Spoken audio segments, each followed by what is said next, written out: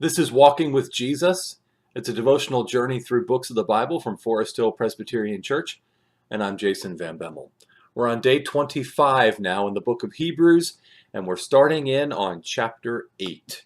We're going to be looking at Hebrews 8 verses 1 through 5 today and asking this question: what was the purpose of the tabernacle and temple? Here's our scripture reading. Now, the point in what we are saying is this: we have such a high priest, one who is seated at the right hand of the throne of majesty in heaven, a minister in the holy places, in the true tent that the Lord set up, not man. For every high priest is appointed to offer gifts and sacrifices, thus it is necessary for this priest also to have something to offer.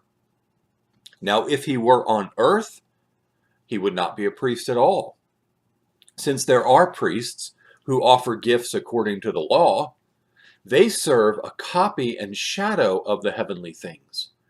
For when Moses was about to erect the tent, he was instructed by God, saying, "See that you make everything according to the pattern that was shown you on the mountain." That's Hebrews chapter 8, verses 1 through 5 in the English Standard Version. So what's the point? You ever been watching something on television or maybe reading something in a magazine or listening to something on the radio, reading a book, and you just thought, what is the point of this, really? I have to admit that sometimes I've thought that as I've been watching the Tournament of Roses parade on New Year's Day. These elaborate floats that people spend months and months designing and building and cost thousands and tens of thousands of dollars, all to just go down this parade route and have a few moments on television, and then it's all over. So what's the point, really? But then again, maybe beauty and artistry doesn't need to have any other reason to exist but to be beautiful and impressive. I'm sure my wife has had similar thoughts of what's the point about the football games that come on later in the day after the big parade, right? For almost 1,500 years, though, God had his people worship him in a tabernacle and then a temple, which was really a permanent building version of the tabernacle. Yet we learned in chapter 7 of Hebrews that the tabernacle temple worship and the Levitical priesthood that God established under the Mosaic law made no one perfect and was not a way of salvation. So what was the point? Why do it? Hebrews 8 begins to tell us the answer, which will continue to unfold in chapters 9 and 10. They were a copy and shadow of the heavenly things.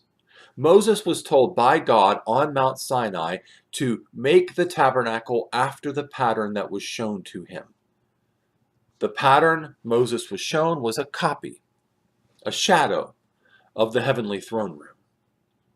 When Jesus accomplished salvation for us, he was exalted to be the high priest forever after the order of Melchizedek. But where?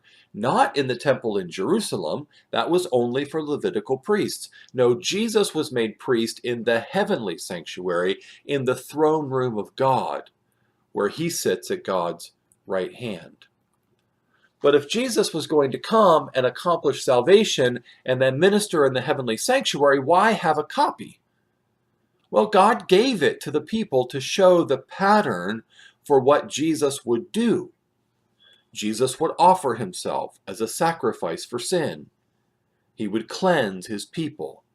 Then he would rise again and ascend into heaven to make intercession for us. This is all patterned in the altar of sacrifices, in the bronze sea, in the altar of incense, and in the Holy of Holies within the Ark of the Covenant, where it has its mercy seat. It was all given as a pattern to show what God's people needed and what Jesus would do to fulfill our needs. You see, God was and is the master teacher, and the tabernacle pattern of worship was given as an ongoing generation after generation object lesson.